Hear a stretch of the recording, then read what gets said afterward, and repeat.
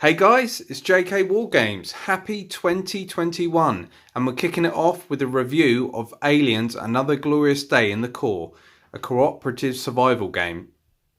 Also, we've got the expansion Get Away From Her You Bleep. This is an expansion to the main Aliens game. Now, I'm a massive fan of Aliens. I love the film, one of my favourite films, directed by James Cameron, 1986. So what we're going to do is we're going to have a look at what you get in the game and the expansion, and then I'm going to show you how the game plays and then tell you my thoughts. So without further ado, let's get into it. Okay then guys, so inside the box of the main core game you get the rulebook, and this is full colour, and this describes everything you get in the box and obviously tells you how to play. This is not a hard game to learn, but there are a few things that are unique to the game that you need to try and learn. So as I say, full colour, all the components are great, everything is overloaded with nostalgia from the film. If you are an Aliens fan, you need to play this game. It's as simple as that. So that's our rulebook. Then we get character cards. Now these are going to be used during the game. So you can see here we get Hicks, and they get different activations. They've got speed, defense, their close combat, a tech, and an aim, and also equipment. Now you can turn these over, and that is the grunt side, so the non-hero side, because everyone chooses a hero to play as. We then get Vasquez, as she would say in the film, let's rock. She has the smart gun, really good character to play as. Obviously Elaine Ripley.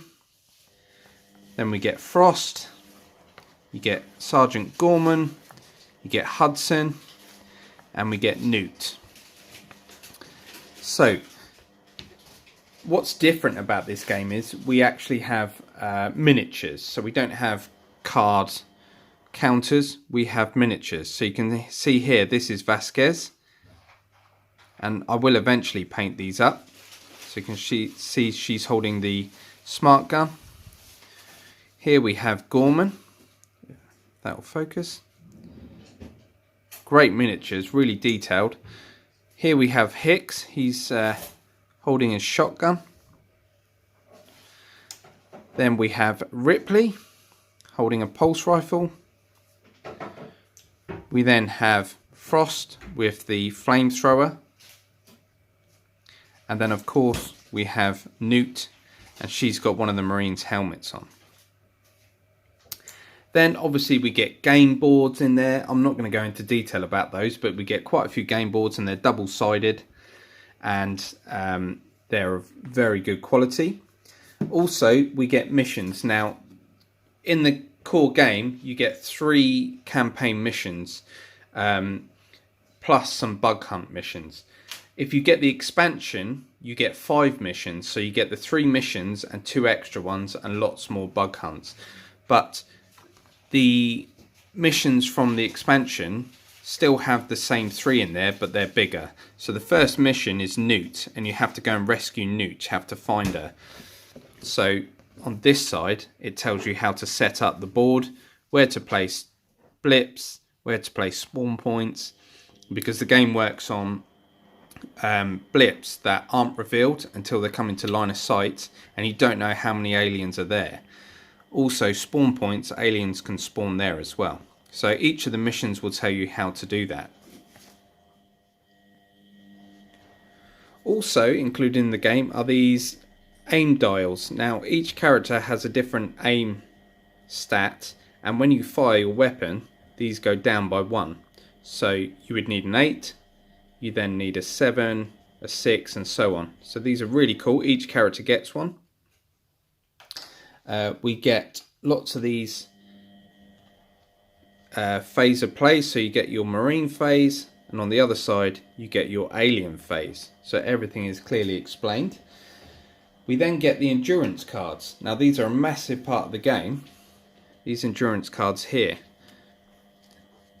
As you can see, these are weapons, equipment and event cards. So you can see you've got a flamethrower, a shoulder lamp, a shotgun, the pulse rifle, and there's all sorts. There's tons of cards here. There's loads of them. But the game works on an endurance deck, so if you ever run out of these cards, then it's going to be game over. So you have to manage your cards, which is a really cool mechanic. Also, we get motion tracker cards. So obviously, like in the film, Hudson holding a motion tracker. In the alien phase, you're going to reveal some of these, and it will tell you where an alien spawns. So an alien will spawn at spawn point 1, and then if this spawn point already has a blip or alien model, move this blip 4 spaces. All of these are different, and some of them are bad, some of them are terrible, and some of them aren't too bad at all. So then we get our alien models. So if I show you one here, really detailed models. Obviously I haven't painted these up yet. They look fantastic though. So you get 16 of those. You also get lots of tokens and counters. So these are alien counters. You get crate tokens. So you can search for weapons in those. You get face huggers, all sorts. So that's the main kind of core game. You get your 2d10 and an alien dice, which is a d6. If you buy the expansion, you're going to get some extra characters. So in the expansion, you get Ripley, and she's holding Newt. This is such an awesome model, and she's got the flamethrower like she does in the movie. You also get Bishop.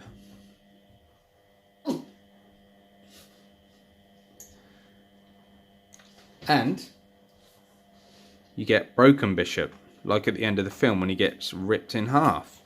Then you get the power loader. Now I have painted the power loader. So you get the power loader with Ripley in. This is such a cool model. I only had time to paint this up, not the rest of the set. And then if you get the expansion, you get the Queen Alien, which looks awesome. Really detailed models, fantastic. Also, if you buy the expansion, one player can play as the Alien Hive, which is a really cool thing. But I play this mostly solo. This is a great game for solitaire solo play, because you can play as many heroes as you want, and the other characters are grunts. So what I'm going to do now is set up a little example, and I'll show you how the game plays. Okay, so when you set up a game, you can equip your characters with any equipment you want, but you don't want to use too much, because obviously you want as many cards in your endurance deck as possible. So Vasquez, like she does in the film, she's going to have the smart gun. Now on this smart gun it says exhaust 3 cards when you take an attack action with this weapon. So when you have your deck, you move 3 cards into the exhaust pile. So it's taking cards away from you. But Vasquez has a special ability on her card. Passive, exhaust 2 cards instead of 3 each time you fire an M56 smart gun. On activation, she gets to reveal a card. So she would reveal a card. If it's a blue weapon, she gets to take an aim action. So she could put her aim dial up to 9. And if it's an equipment or an event, she gets to recycle a card from the exhaust deck and draw a card. And also you can equip 2 pieces of equipment. So she's got body armor. If you fail a defense roll, she can reveal a card. And obviously an equipment or an event, she gets to re-roll that defense roll. If she finds a weapon, she has to exhaust this card. So it's a bit of a risk. And she's also got a flare. Free action. You may discard this card to look at the top 4 cards of the motion tracker deck. You may place one of those cards on the bottom of the motion tracker deck. Place the rest of the cards back on top of the motion tracker deck in any order. So that gives you, you can kind of look at the motion tracker deck and think, oh, I don't like the look of that card, and put it on the bottom of the pile. Now, at the start of a Marine phase round, each player has a hero. The highest ranking person, which would be Hicks in this case, gets to choose who goes first. He's going to choose Vasquez. So Vasquez gets this Bug Stomper counter to show that she is going first. So the first thing she does is she reveals a card. We reveal a card, and it's an event, but we're not playing the event, we're just revealing a card. So we can recycle a card from the discard pile and draw a card, but there are no cards to recycle, so we ignore that. The next thing she does is make sure her aim dial is reset. It is reset to 8, and then she can take up to 2 actions. So let's go to the board and see what she's going to do. So Vasquez, she can take 2 actions. So she can move, and when you move a character, they move 1, 2, 3, 4 squares. They can move diagonally also, but they couldn't move diagonally across this because this protrudes into this square. So you couldn't move across like that. You have to move here and then here. Now she can do that up to twice, so she could move 8 spaces. If she had aliens to fire at, she might want to move once and then fire, or she might want to fire twice.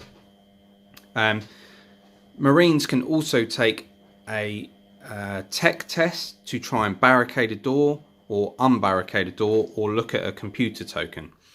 So let's have a look at how firing works. So let's just say we have an alien here. Vasquez wants to fire at this alien.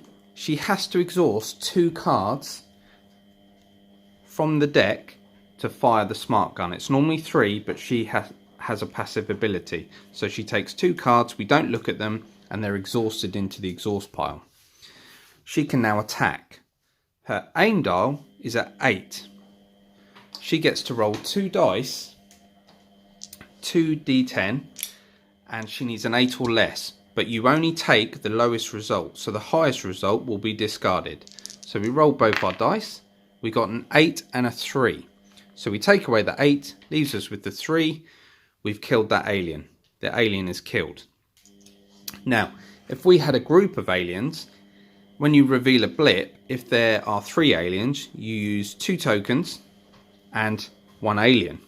So if she killed an alien there, she would remove that token.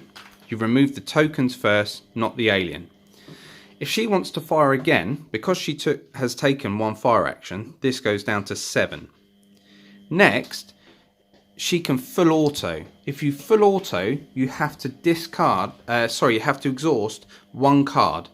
So this counts as 1 action. She can keep firing, but every time she has to exhaust a card. So she's exhausting a card. She's going to fire again, taking the lowest result, but she now needs a 7 or less. This time she got a 6 and an 8. We discard the 8. A 6. She killed that other alien. Now we're just left with the model. This goes down to 6. She's going to choose to do full auto again, so she exhausts this card. She now needs a 6 or less. She rolls. She gets a 6 and a 3. The 3 counts. She's killed that alien. She killed the swarm. Great.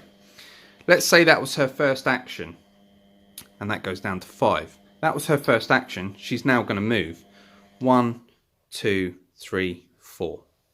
That's how that works. Pretty basic.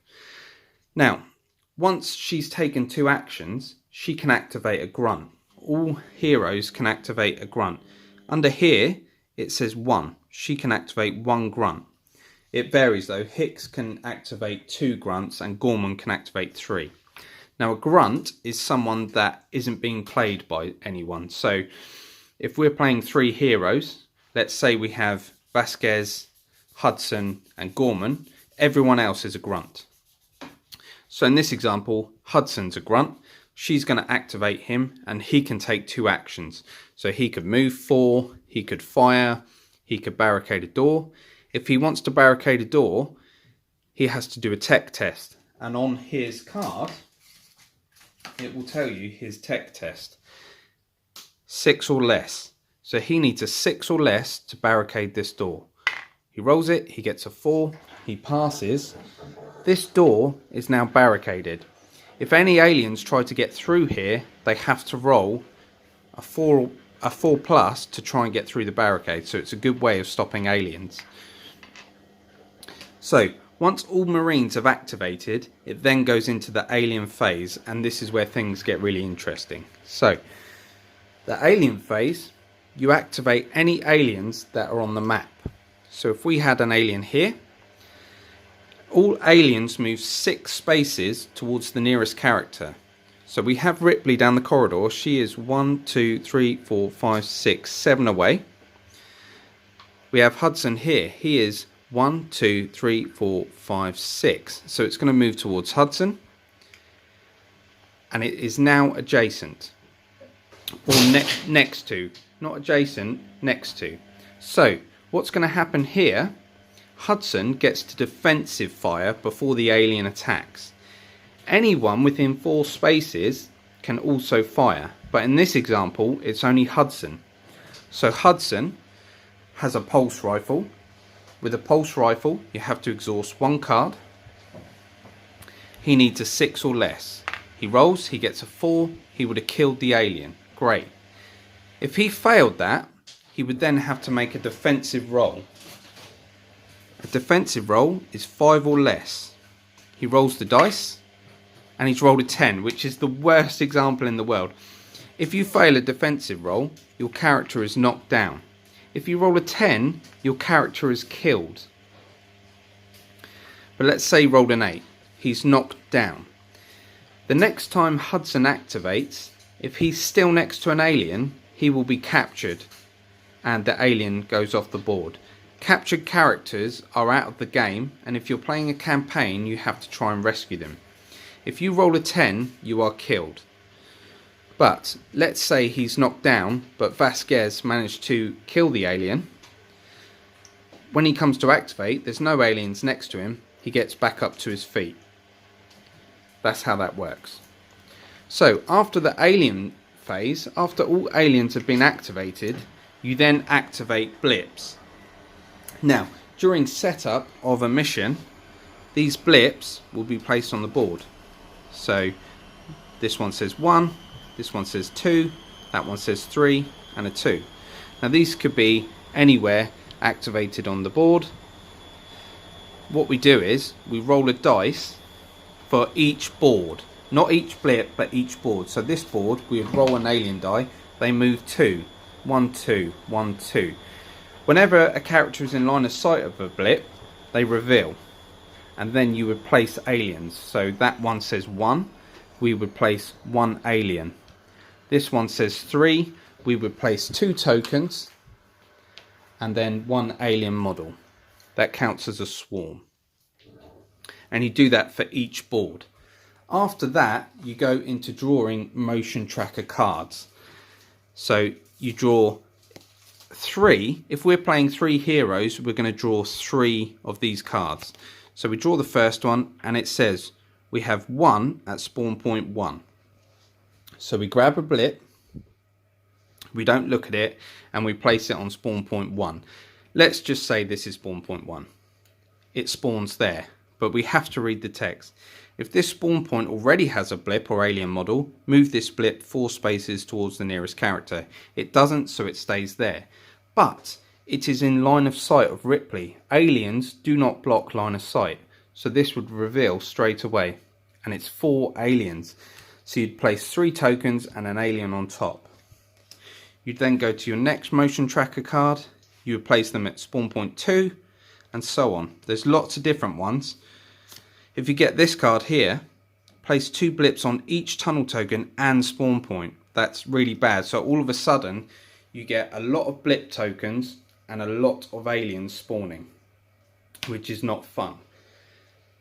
So basically that's how the alien phase works. You activate aliens, they attack, characters get defensive fire. You then activate any blips and then you draw motion tracker cards. Now, in later missions, you're going to get to fight the alien queen. You're going to get to use the power loader. It is really, really cool. So what I'm going to do, I've just shown you a little example of how the game works. Also, with the endurance deck, some things require you to discard cards, not exhaust them, but discard. If you get to your deck and you've only got exhaust cards, you then have to start discarding exhaust cards. But characters can take a rest action to take 3 cards back into their hand. So it's not too hard to manage, but obviously every time you fire, you're exhausting cards. So what we're going to do now, I'll sum up with my final thoughts. Okay, so my final thoughts on Aliens: Another Day, Another Glorious Day in the Core. This is a fantastic game, one of my favourite games at the moment. Got this for Christmas and haven't stopped playing it. It's fantastic. If you're an Aliens fan, you need to play this game. It builds that tension of alien swarms coming at you and you don't have enough resources to fight them off. It's really cool. If you're not an Aliens fan, I think you would still enjoy this one. It is a cooperative game, so you can play 1, 6 players. In the expansion, you can play up to 8 players, so you know there's lots of options here. Fantastic models, some unique mechanics in the game. Not very difficult to learn, but it sure is a lot of fun to play, and you can paint up the miniatures to make them look even better. So definitely a thumbs up from me for this game. I hope you enjoyed this review, guys. Make sure to tune in next time. Cheers!